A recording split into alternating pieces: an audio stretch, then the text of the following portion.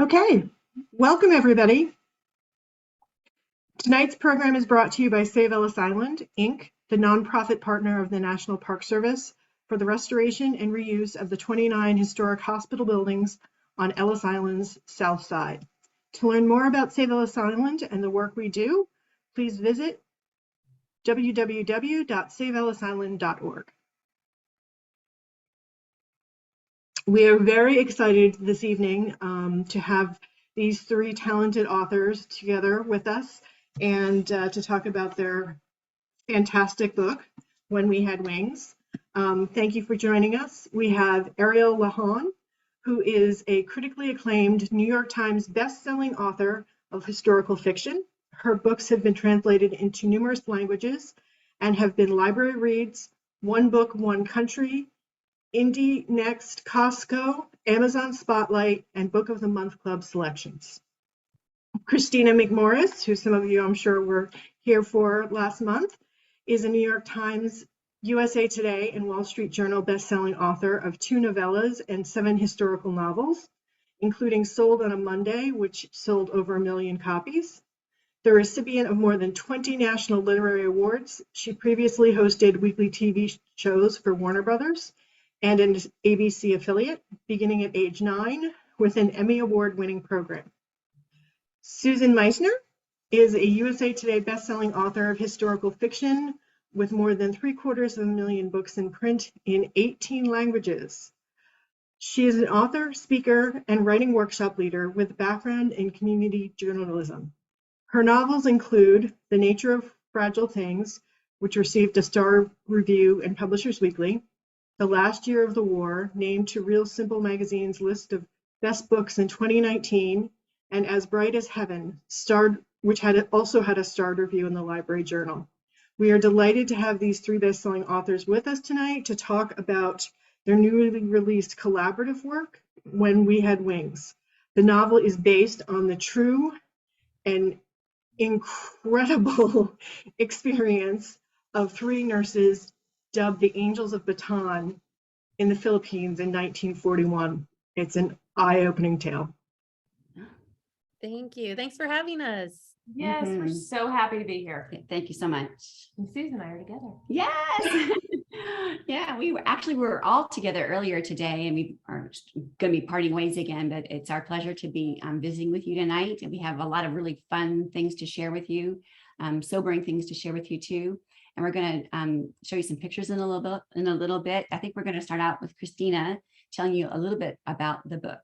Sure, absolutely. Yeah, I feel kind of lonely over here by myself. So everybody needs to know the three of us have been together for the last week touring, and then this week the last couple of days, and then we had to split off, and now I'm in a hotel room and missing them already. But we've got this down by now. So I'll tell you a little bit about When We Had Wings. If you're not familiar with the story, it is about 3 nurses, a U.S. Army, U.S. Navy, and a Filipina nurse.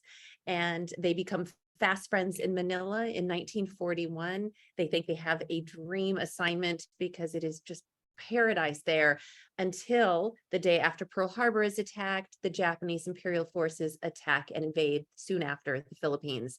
And of course, their lives change completely. And these women, what they went through in real life, our characters are fictional, and we'll tell you about them tonight. But what these real nurses went through was just absolutely stunning to us. And we were floored that we had not heard about them before. There were about 80 of them. And the way that they survived the Japanese occupation, being POWs, some of the first female POWs of World War II, went through starvation, sometimes a half a cup of rice a day with a bit of seaweed. And coming back when they were done, surviving all of the tropical diseases and taking care of everybody around them, of course, risking their lives even to do that, which is why they were nicknamed the Angels of Bataan. Coming back to the US afterwards, weighing about 80 pounds, and then told not to speak of their experiences because it put what we think is a bad spotlight on the fact that they were abandoned and how they were treated. So we're really excited to share their stories. And and I think that we'll talk tonight about inspiration and process and all that fun stuff too. So the fun thing about this particular project is the way it came together, the way we collaborated. Typically, when you publish a novel, it begins with you have an idea, you research it, you write a proposal, maybe some sample chapters, you take it to your literary agent, and then he or she takes it to a publisher, and you hope that that publisher will want to publish your novel that you love so much. This did not come about that way at all. It was the exact opposite, in fact. In the early days of the pandemic, HarperCollins came to us and said, we would love to do a collaborative novel with the three of you. The only thing we're looking for, the only prerequisite is that set in or around World War II. Other than that, go with God, tell your story. And so we did. We initially had a phone call and we're like, do we want to do this? Do we want to do this? And of course, we read each other's work. We're all friends, either in person or online at the time. And like, yeah, this seems really, really fun. We settled on an idea that Susan will tell you about in just a little bit. And then began the long process of collaborating on the novel itself. And all three of us were working on individual deadlines. We all had our individual books, hard stops on the calendar when they had to be done. And so we just figured it out as we went. As it turned out, Susan met her deadline first. So she took her character with the established dates that we knew we were going to tell in the story, and she laid down the tracks for the story. And it was Eleanor here, and then here and here, and she would leave spaces for chapters for Lita and for Penny. My character, Penny, came second because I finished my deadline a few months after Susan did hers, and I had an opening in my calendar to write my portion of the story. And Penny ended up kind of becoming a bridge between the two characters simply because of where she was geographically. In real life, the other nurses passed in and out of her location, and it created a really great opportunity to give continuity to the friendship, to keep that going throughout the story. And then, of course, Kristina landed the plane for us. She finished her deadline after me, and then she got to the part where she came to write her story, and it was really funny. We laughed because we'd leave a gap in the manuscript, and it would say, Kristina's chapter here, insert amazing cliffhanger. Or a few spots later, it was a make us cry. And she got this, and she's like, I don't remember this in the outline that we all agreed to. But stories change and they evolve in the writing process. And we definitely experienced that. So by the time she got it, she had a few extra creative challenges. Which She met. But the one really amazing thing I think about this particular project, because of when it came to us in the early days of the pandemic, there was time. We all had additional time. But more than anything, this book gave us a sense of camaraderie when we were all separated from all of the people who were usually in and out of our lives. And it gave us somewhere to go when we were stuck at home. And ultimately, when I look back at the last few years, one of the biggest memories is working on this project. And it was a gift at a really, really strange time in life and in history. And the end result is we have a novel we're really, really proud of, the inspiration of which we can credit Susan for. Yeah, well, I was looking for an idea for us. We were all looking for an idea. We knew it had to be something around World War II, but we all wanted to find an idea that hadn't been written about many times over. The World War II genre is very popular for good reason. All the World War II stories that are out there deserve to be told. We just wanted to find one that hadn't been told for that very reason. If it's a World War II story that hasn't been told, it needs to be told. Mm-hmm. And we also wanted to find an event that involved women who had some sort of heroic role. And so when I was looking for an idea, I was on a Google deep dive searching, I came across the term Angels of Bataan, which I'd never heard of. I'd only ever heard of the Bataan Death March. I knew it had happened, but I didn't know that there were nurses, military nurses, who had been left behind as well as those 6,000 soldiers and sailors who marched up that Bataan Peninsula. And so then I did more looking, found a documentary that explained who these women were, these nurses, that they had spent the same 3.5 years incarcerated in POW camps, just like the men, and found out about their amazing bravery, resilience, and innovative spirit. And when I showed the link to the gals, we all agreed from the get-go, this is the story that not only we wanted to tell, but that we're meant to tell, because you need to hear their stories. The world needs to hear their stories. They were amazing women.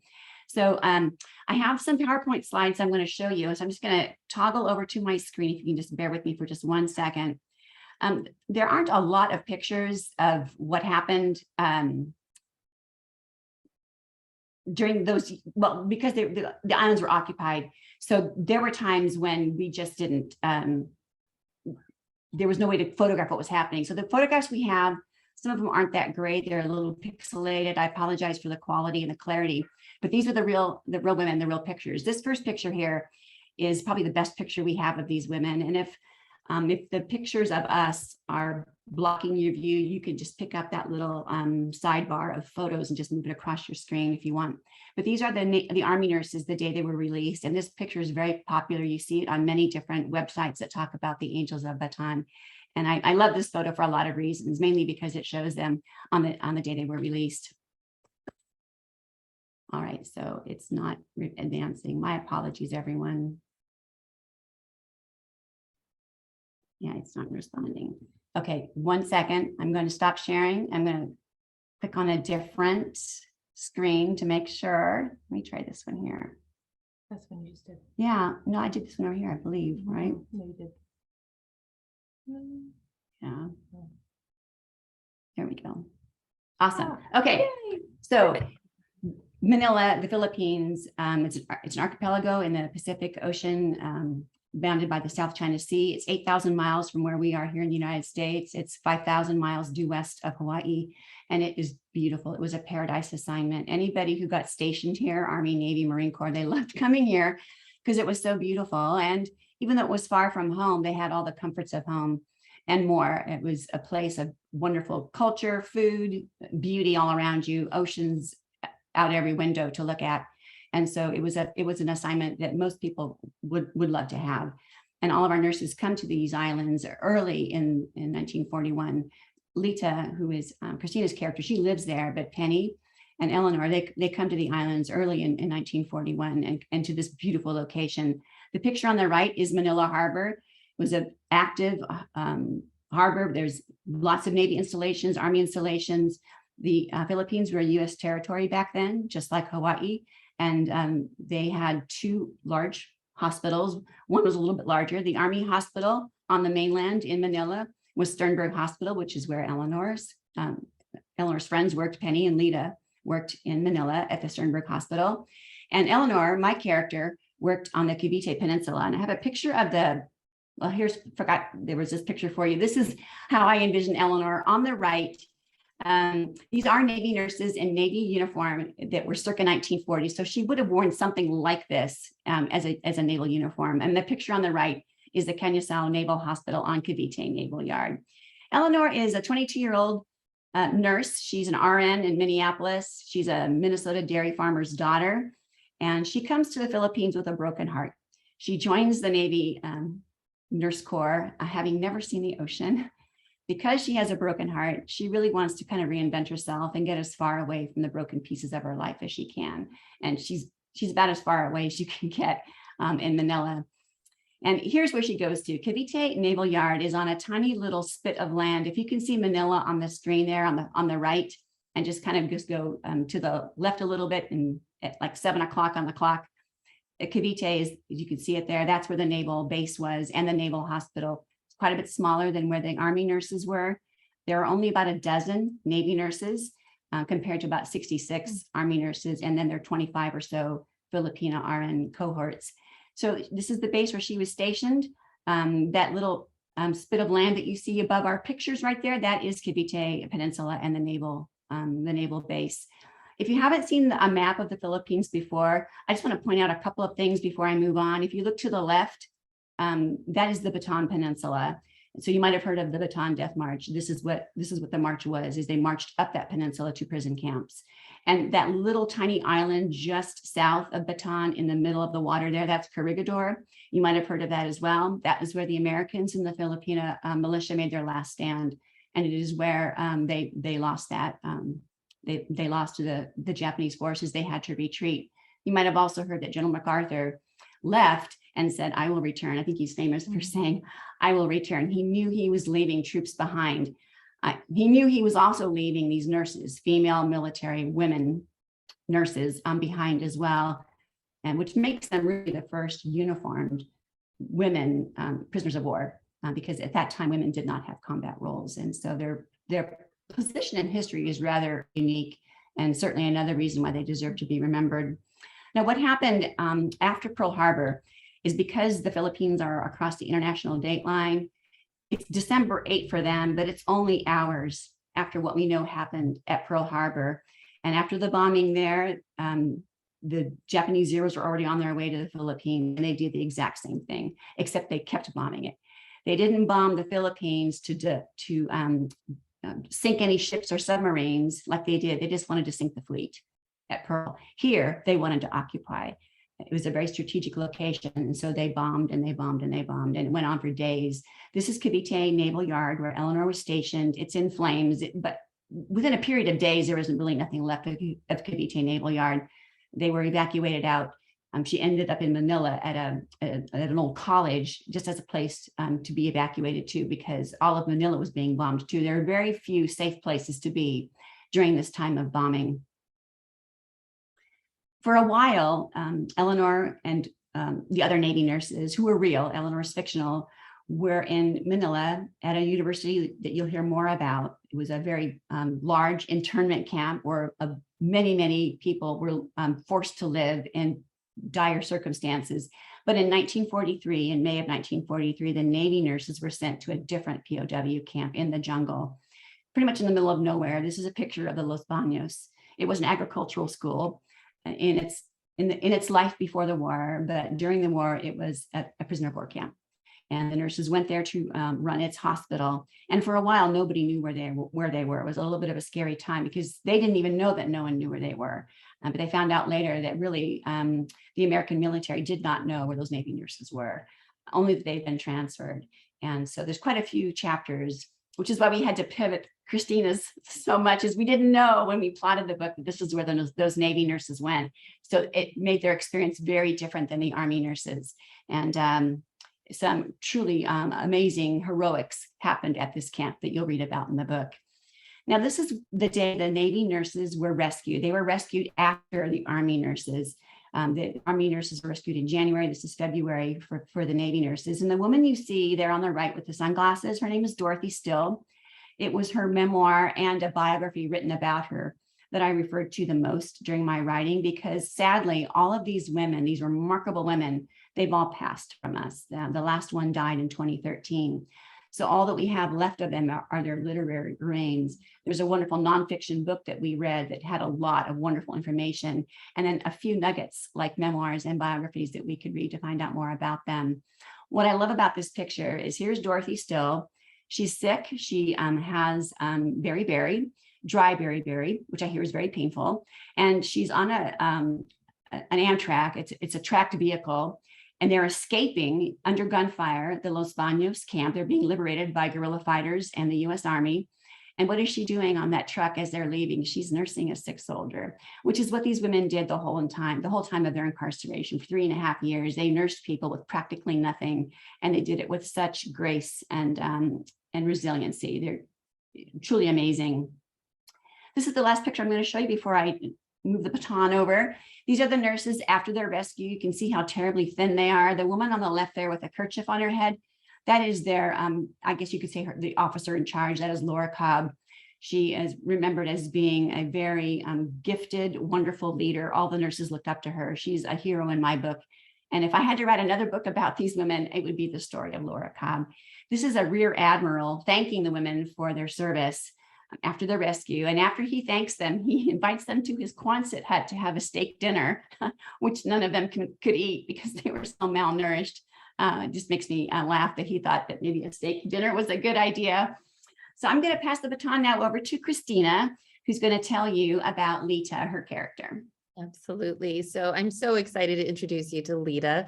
The reason why I chose to write about the Filipina nurse in particular is because of my own personal ties. So I grew up with my best friends being Filipina, and as my co-authors here know, I've said many times that it is so true. You cannot be friends with one Filipino person. I do not know that is possible. If you are friends with one, you are friends with many, and especially their family members. It is such just an amazing, warm culture that is so family centric. And I grew up in those houses. They look for any excuse to cook and cook and cook so that we would just graze all day for every holiday. And so I grew up with that food and the amazing people.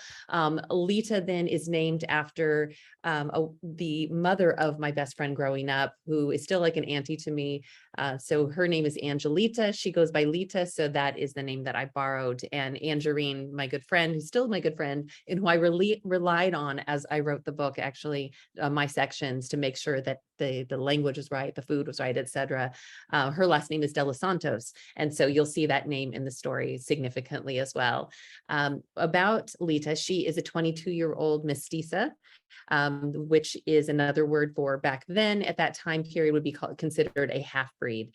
So she is half Filipina, half American. And for me, that was a personal connection because I am half Japanese. My father is an immigrant from Kyoto, and my mother's side is all English and Irish, which says a lot about why I was very confused as a child, especially having two cultures that I was trying to figure out where I fit in, and riding the line between them, and figuring out really who you are, your identity in your home. And that's sort of Lita's struggle as well. So in the story, she is the youngest of 4 girls from a fishing village, and all 3 of her sisters then are nurses, and they have already emigrated to the United States. She is supposed to do the same, and which is why she is a nurse.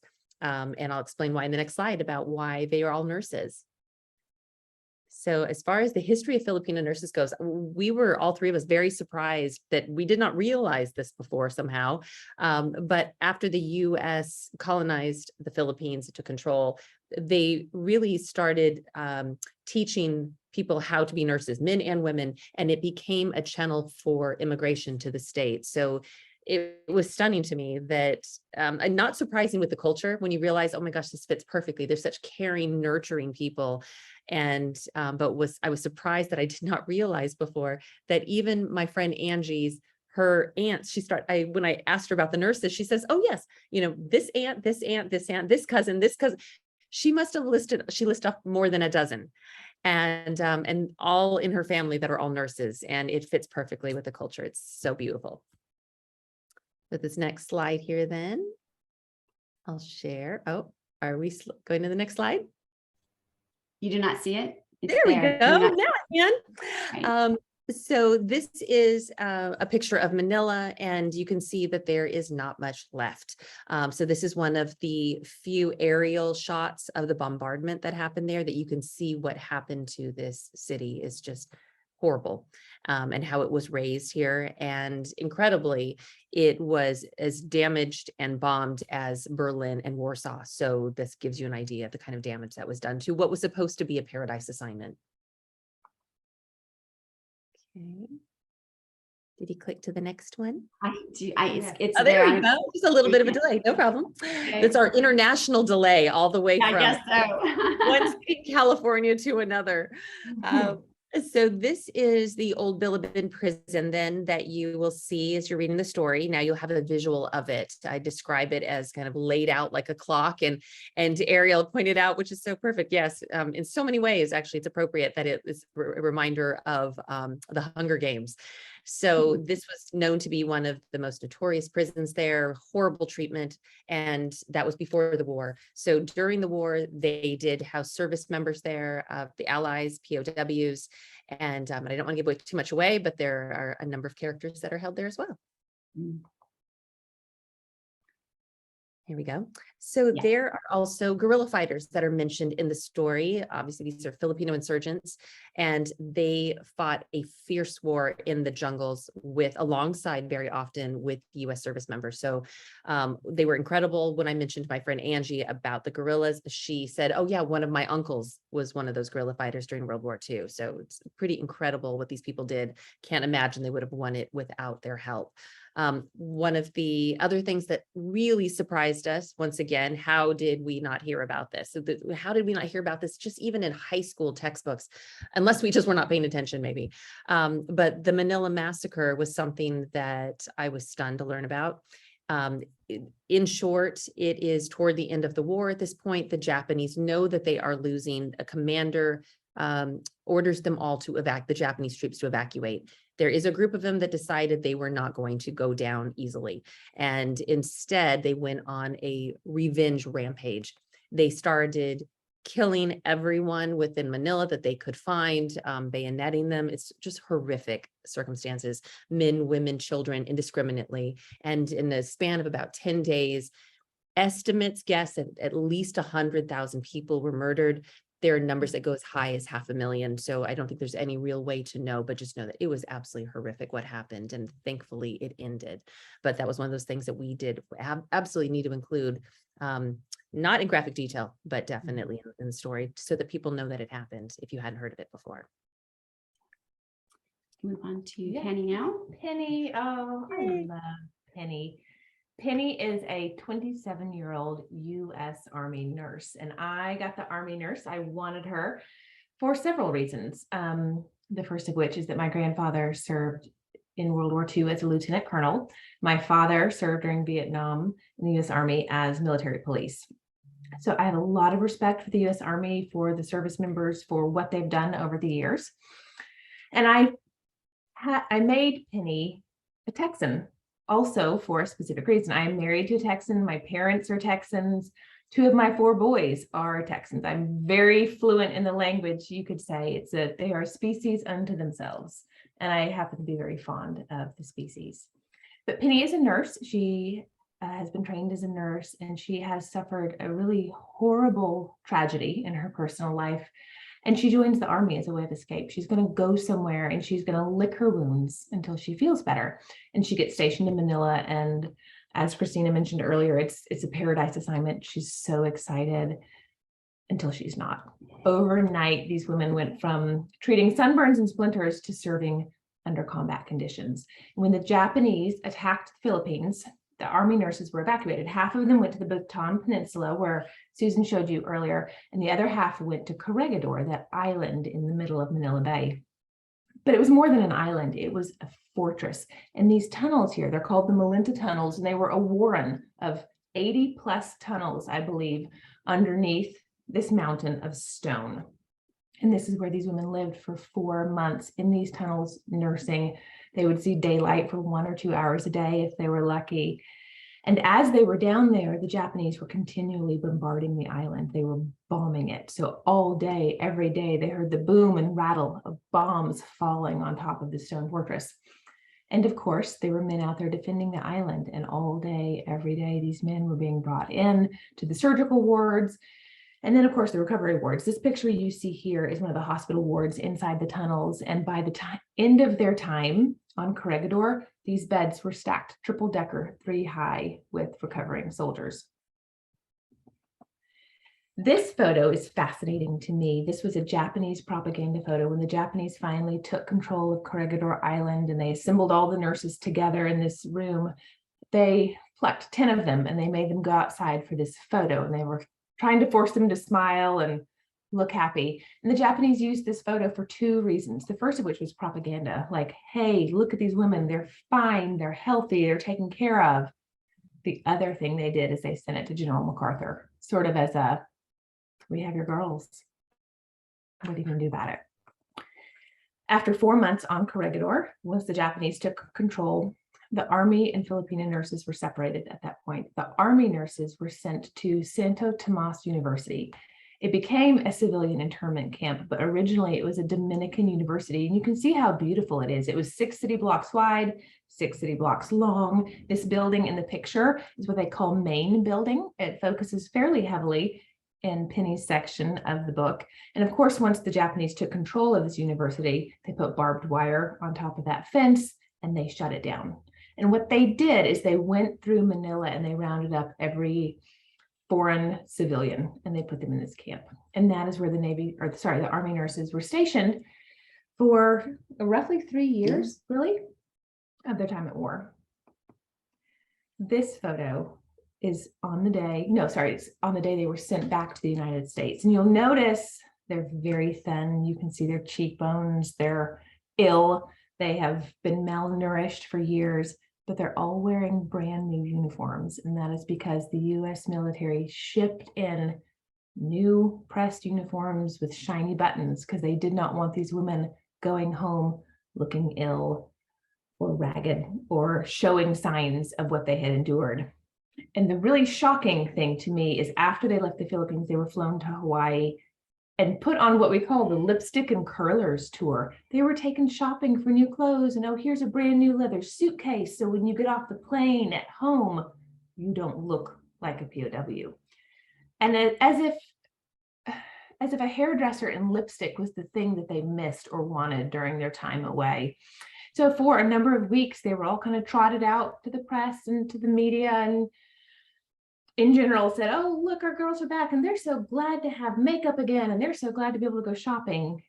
But nobody said they're war heroes and they kept thousands and thousands of people alive. And once that little press tour was done, the Army handed them papers and said, we don't ever want you to talk about this again. And it's because the Army had, or the military really, had no good way to explain why they were left. There was one point when the Army nurses were still on Corregidor that MacArthur had the opportunity to evacuate them, and he chose not to. He chose to take other military personnel instead. And once the war was over, once they all made it home alive, which is not a spoiler, that the Army then had to, or the military had to reckon with the fact that they'd been left, and their solution was just sweep it under the carpet. And the three of us, when we learned this, it was just astonishing because these women should be taught in history books. They should be taught there with MacArthur and Patton. We should know what they did in this really important theater of the war. And this book is our attempt to make sure their stories aren't forgotten. Yeah. We have one last picture to show you here. Just want you to know there is a memorial on Bataan. It was placed there 4 decades after their acts of bravery. So by the time it was erected, several of these marvelous women had already passed. And so it came a little late, and we're really glad it's there. All the names of the nurses are there, except for the Filipina nurses. Sadly, we don't really even know the names of the Filipina nurses. There is a memorial for them as well in Manila, but their names are not on it because there was really no record of their names. So hats off to Kristina for finding what she could find on these women, because it was very little information was readily available about them. The thing about this memorial is it doesn't say quite enough. It does thank the women for their selfless service during the early days of the war, but it makes no mention of their bravery for the rest of the war. They were prisoners of war for the duration, and you'll be amazed when you read the book. I hope you read the book of what they endured, and not only endured, but how they took care of people in the worst of circumstances with practically nothing. So maybe someday there'll be a different memorial that talks about how they not just helped during the early days of the war, but they really were like angels from heaven for the whole, all of it, every day of it. Truly remarkable women. So it was under this backdrop then that we told the story. This is the book, When We Had Wings. It's kind of an homage to the idea that angels have wings. And for a time they did. They were like beacons of hope in a very, very dark place. And so that is our presentation. I'm going to stop sharing my screen now so that we can take your questions. I know Bonnie has a few questions too. And I don't know if we told you this already, but you're welcome to put your questions in the chat, and then Bonnie will direct them to us. We'd be happy to answer them for you. Okay, we don't have any questions just yet in the chat, but I think we will once we get going. My first question is for Ariel.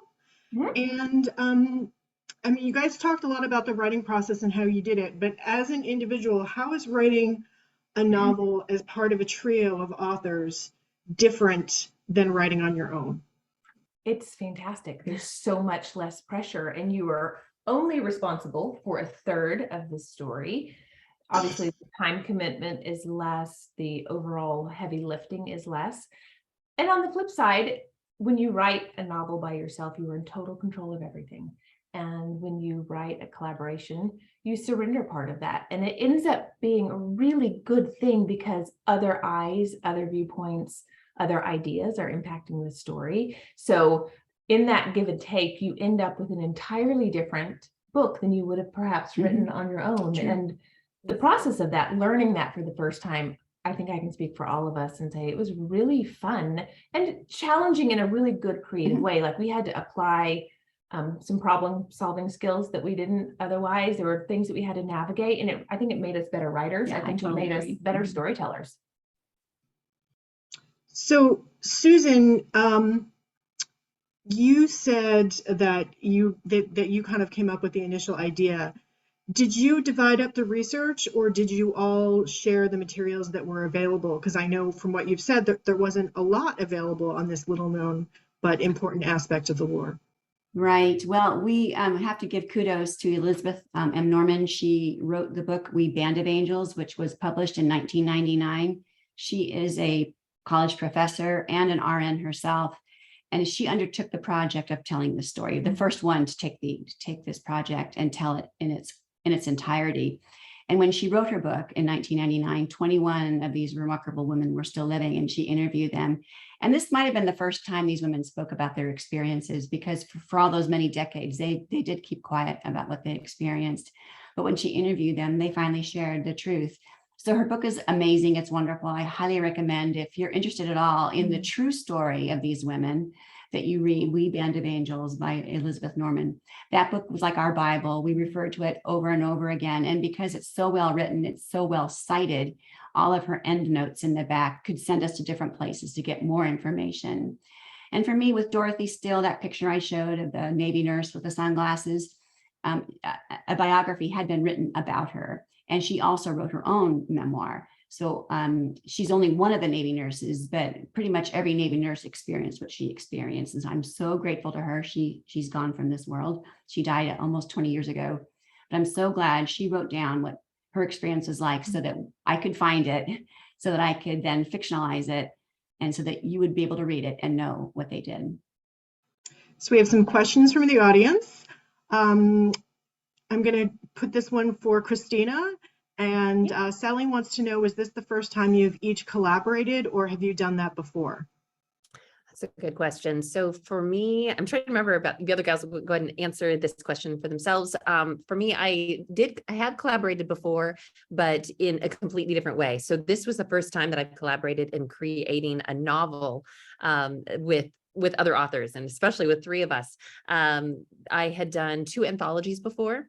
One in Fern Michael's Christmas anthology years ago. And so there were 4 of us, and we just wrote our story, and that was it. You know, it was like 120-page, a little like novella. And then I also did one called Grand Central, and I spearheaded that one with 9 other authors. But in that case, we just wrote short stories, 10 of them that were chronological. And then we sort of interwove some things, some elements a person walks through, like an Easter egg in the next scene. So there was, you know, some work to be done editing wise, especially on my side, since I was coordinating and weaving things in and out, and which is actually one of my favorite parts of this novel of When We Had Wings, is when our characters do, because of Penny, do get to cross paths again and interweave in and out. And by the time that our characters then got to meet up again, I think that I'm speaking for all 3 of us here, it felt like we got to reunite in a way. It was in some ways we became our characters, especially since we were writing during COVID. So we were all home alone. And so when we were writing in a vacuum and writing our own story, and then we finally get to collaborate together on a scene and play with dialogue together back and forth and make that true, that just made the scene better, because we sent it to the other person and they sort of Eleanorized it or Pennyized it. And then it came out better than we did just on our own. So it was such a wonderful process. I absolutely loved it. Absolutely. And I had also done 2 anthologies. One was contemporary, the one was both contemporary and historical, but like Kristina, those stories were not interwoven. They were just individual. So I had a small amount of practicing a project like this, but this was truly something different. This is not 3 separate stories. It is one cohesive novel. It is one story. And together we worked really hard to make it seamless. Mm-hmm. Yeah, I had written 3 collaborative novels with Mindy Starnes Clark. This is probably a good decade ago. I'm not even sure if they're still in print. That was my first time to collaborate. And that was a little different, that process, because it wasn't historical fiction. It was it wasn't where we're trying to retell history. I feel like we had like a promise to make to you, the reader, that we would give you the historical background as it really happened, and that was really important to us. Whereas those books, we made it up. The whole thing was fiction. This to me was a collaboration that really asked the most of me as a writer, and I'm really just happy with how it turned out, because I really feel like what we wanted to do for these nurses, which is keep them remembered, I feel like we were able to do that. Yeah, absolutely. So this kind of comes into the next question, and I know it's something that we talked about just before we went on live, and you were explaining it to me, how you make the author writing style sound consistent. And I thought it was a really clever, like, I wouldn't have thought about it, but you guys worked it out really well. Let's see, Susan, I think you were the okay. Well, part of keeping the writing consistent is having other people read into your writing for you, which is why we rely so heavily on our editors. So for much of the writing of this, we were each other's editor, and it was really kind of nice to get so much of the polishing done as you're writing, rather than to turn in a novel that you feel like is finished, and then to get all those notes back from your editor, where you need to, there's a lot of things you need to do. A lot of that we did while we were writing, because we were reading into each other's writing, but we made room for each other's input in chapters, especially when all three nurses are in the same room. We knew that we needed to stay true to our character's arc. You know, a character usually starts out on page 1 as a certain kind of person, and you see growth and development of some kind during those 400 pages. And we need to keep that consistent so that it seems like you don't have a bumpy ride as a reader. And so we allowed each one of us to have a lot of input. We kept the story preeminent, which means that if we ever did have like a disagreement about what should happen next, it was like, what does the story want right here? Not what I want, but what does the story need? And we've been writing long enough as solo artists to know what a really good story usually wants. And so it was important to keep that at the forefront, that the story would always tell us where to go and what to do. And then being flexible too was a great skill I think we honed our flexibility skills Absolutely in this writing, which also allowed us, I think, to keep the consistency. Well, and we deferred. I think we did a really good job of deferring to one another. So inevitably something comes up and one of us would feel really strongly about a detail, a plot point, or a piece of dialogue even. Sometimes it can be really simple as just a detail. And if one of us felt really strongly about it, the others were really good about going, great, have at it. Like it clearly needs to be here because you need it to be here. And we were good at that. Yeah. Yeah, absolutely. And I'll chime in too and say that I remember, I was just thinking back to this, that really once we handed over to our editor, she had a number of suggestions that really were fine tuning, but there was really nothing structural. We did that ourselves. When you think back, right? When we went back through and said, you know, this means a chapter here, we need to split this up.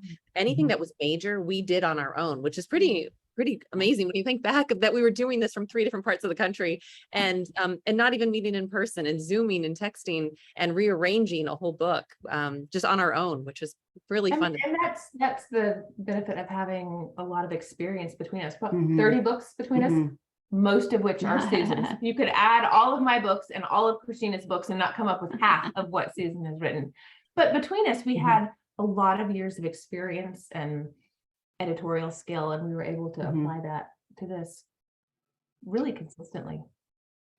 So Frances asked the question I was wondering last night as I couldn't put the book down. Do you think there's any film interest? Oh, that is a great question. There's been a tiny bit of sniffing around. The film question is so fascinating for us because we have no control. It's like the book goes out in the world and you never know who's going to read it or what will happen next. So I would say, we hope so. It'd be great. I think we would all love to see these women on the screen, and we would love to see their story reach a wider audience, even than what we can do with the book. But it is a thing that is so far beyond our control that we don't really spend a lot of time thinking about it. We cross our fingers and hope. Yeah. Oh, I do. I think about it all day. And I'll just say, when Spielberg calls, I will pick up the phone. I will. Okay, you do that. Okay. Absolutely. He should. If he knows what's good for him, he should. I think so. Yeah, I agree. Listen to Bonnie. Bonnie knows what's Do you hear me, Steven Spielberg? Michelle wants to know, she's a nurse and she's really excited about the book featuring nurses, and she's wondering if the US government or the Philippine government has reached out to you with feedback. Not yet. The book has been out a week, so Right. could happen. That would be really interesting. I don't even know. I don't have a frame of reference for what that would feel like. Yeah, I would be surprised, I suppose, mainly because it happened a long time ago and all new people are in charge. And Elizabeth Norman probably opened the gates there for this story to be public knowledge, as it should be. Yeah. And I feel like in the 80 years since World War II that we look at experience differently.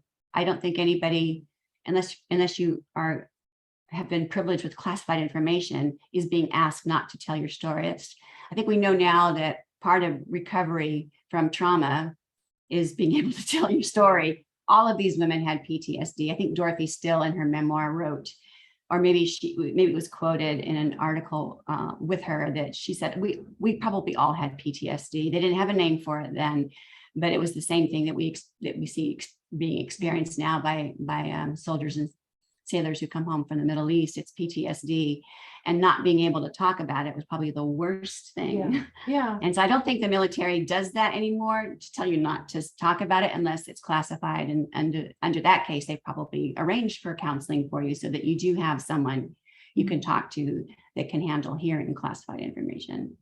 That would be my guess. So a follow-up to that, Lynn wants to know if you've lobbied the government to appropriately acknowledge these nurses' contributions.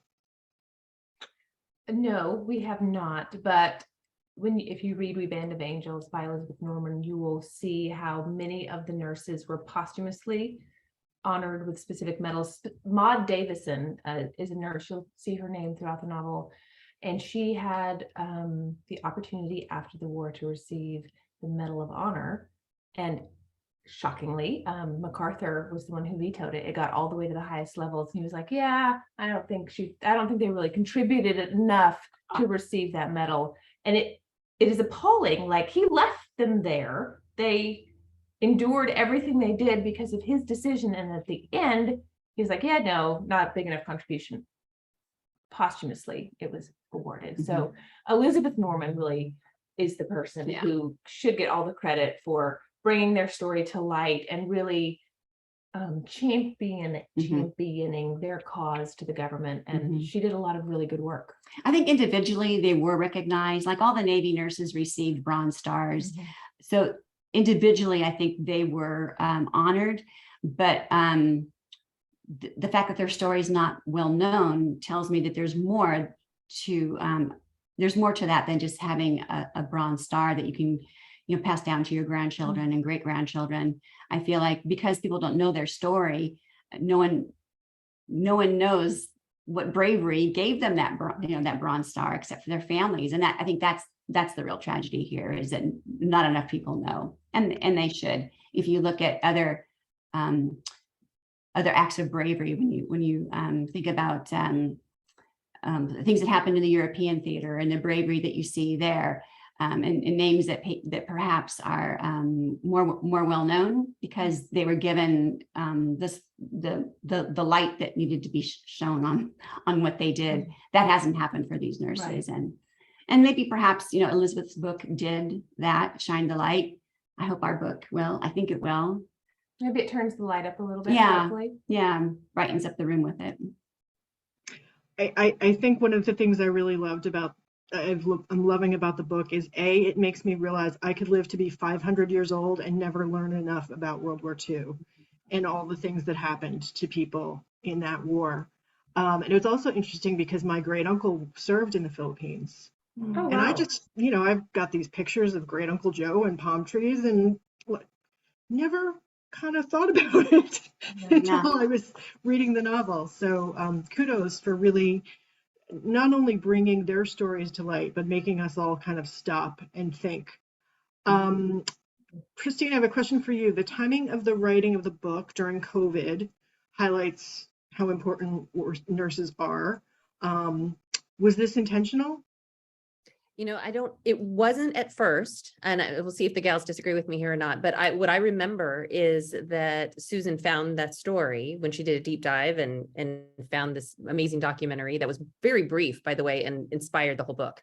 And so we said, oh my gosh, yes, how have we not heard of these women? We absolutely need to. And the fact that there were 3 types of nurses. I mean, I like to joke that it's a good thing there weren't 4 types of nurses, or worst case, that there were only 2, because then we'd have to vote one off the island. So it was perfect. Everything just felt like we were supposed to write this story. There was no brainstorming any other idea. None of us went and Googled and said, well, I'm not sure. It was 100%. We were all in it, which is incredible, with 3 different authors that have different ideas of stories. And I remember distinctly Ariel at one point saying, you know what, I think this is actually, on top of the fact that we want to tell their stories, could not think of a better time to tell this story at that time, that we were just praising so much the nursing community, medical community, especially the nurses though, during COVID. Yeah, And it was during that Zoom call with HarperCollins, and they said, give us a World War II idea. And they still had to clear the idea and be like, yes, that's the one. But the hard case we made for it was, there's no better time to show the bravery of the medical community. And this is a really tangible way to do that. Yeah, absolutely. So, Ariel, Carol wants to know how the 3 of you met. Oh, good question. In this case, Susan is the bridge. So Susan and I met, I think it was 2009 in North Carolina at a writing conference. So I've known her in person, and then we've done other conferences and various things together through the years. And then Susan knew Kristina. Both of them events in California, and their paths crossed a lot.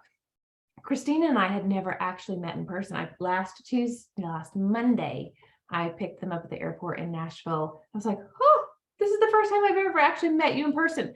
But it didn't feel like that, because over the last 2 years, we've been texting, we've been calling, we've been Zooming. I know her voice, I know her sense of humor. We have a whole text thread that is hilarious.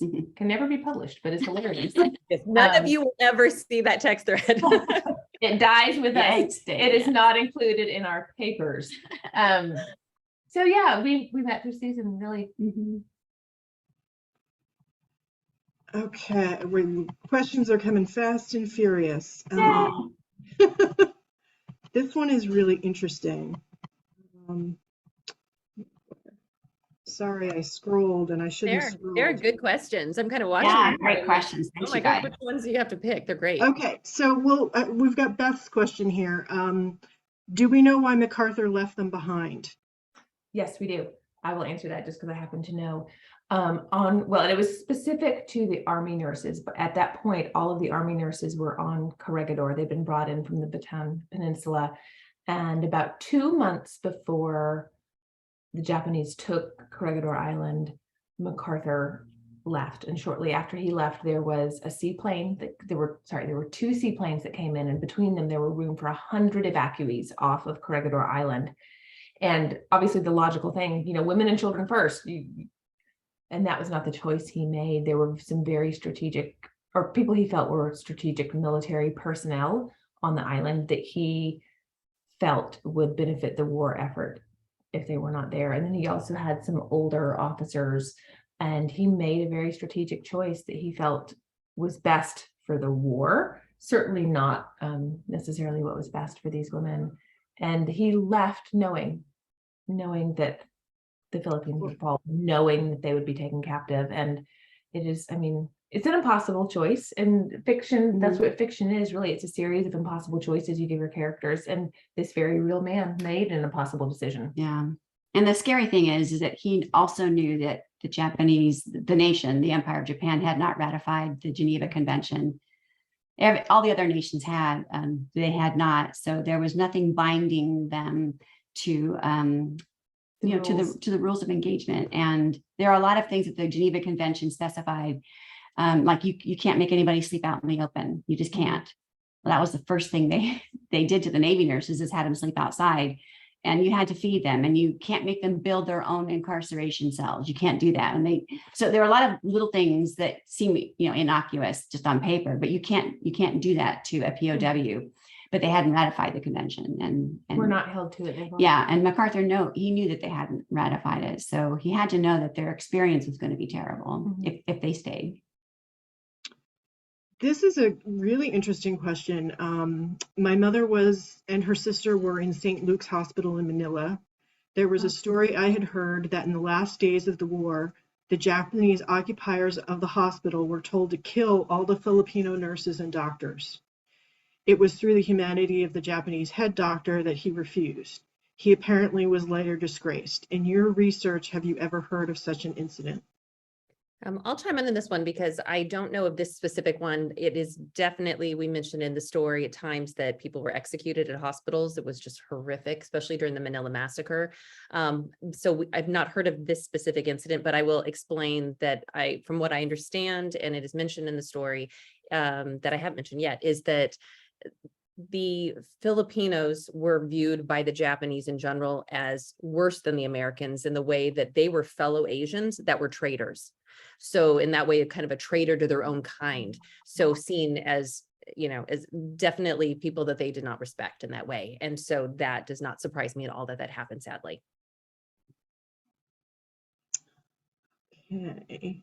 Oh, this is Francis asked, and I had this question too written down in my notes. What is the name of the documentary you mentioned that you watched in the beginning, Susan? We were just talking about that last night, and I can't recall the name of it, but Ariel remembers that it was on Amazon Prime. It's on Amazon Prime. It's about 25 minutes long. And so if you search documentaries on Amazon Prime, Angels of Bataan, you'll find it. It's lots of old footage. It's interviews with these angels, and it's not a huge time commitment, but what you learn in that 20 minutes is really astonishing. And if you want to go even farther, there is a interview with Elizabeth Norman on YouTube. It's an hour long. It was originally produced on C-SPAN. So if you go into YouTube and Google Angels of Bataan, that might be one of the first hits you come up with. It's an hour-long video interview with Elizabeth, and she shares a lot of her research and her pictures, and I think bits of her interviews with these women. Tammy wants to know, are all of you interested in historical fiction topics for additional books? And I know, Susan, I'm going to start with you because I know you have a book coming out this spring. Yeah, thanks. I do. I have a book coming out in April 18, actually, of 2023. And it's entitled Only the Beautiful. It's got a terrific cover. I'm so happy with it. And I can say that without sounding uppity because I have nothing to do with the cover. It's truly wonderful, and you can see it anywhere you like to buy books online. The cover is there. But what it's about is about two women who are impacted in a really tremendous way by the eugenics movement of the early 20th century. And that movement, we don't hear much about anymore. It's gone by the wayside, but it was this idea that if we improve the gene pool, if we have healthier, happier children, we'll have a healthier, happier society. And so they were looking at social ills like alcoholism and criminality and low intelligence and a host of other things that people were thinking were bringing the society as a whole down. They wanted to rid society of that. It was called race betterment. And the only way to do that was to prevent people that other people thought weren't perfect from having children. So here in the United States, it began early around 1909. They began sterilizing people in state institutions who they felt didn't deserve to have children or shouldn't have children. And it wasn't just people who had terribly low IQs. It was people who were alcoholics, women who were seen as promiscuous, people who were labeled feeble-minded, but it might have just been that they were dyslexic and couldn't spell. And so it was rather indiscriminate. And the feeble-minded term was very broad. Anybody could be labeled feeble-minded, even if you just had a forgetful, maybe your memory is not that great. So it was terribly unfair, and it sadly interested Adolf Hitler. He was very interested in our work in the eugenics field and asked to see all of our research, which our eugenic leaders sent in, and you know what he did with that research. He started at the exact same place with his scheme. He started with sterilizing people he thought should not have children, but of course he went much, much farther. So eugenics at its worst is what we saw happening with the final solution. So these two women are impacted by that movement. One is a woman living in California. She's young, she's an orphan, she's pregnant, and she has a sensory anomaly that draws the attention of people who think only perfect people should be around and have children. And the other one is a woman, an expat. She's an American living in Nazi-occupied Vienna. And of course, she's saying the eugenics movement from a whole new, through a whole new lens, shall we say. It's rather appalling what happened. All of the states that had eugenic laws have since dropped them. California did not drop their eugenic laws until late 1960s.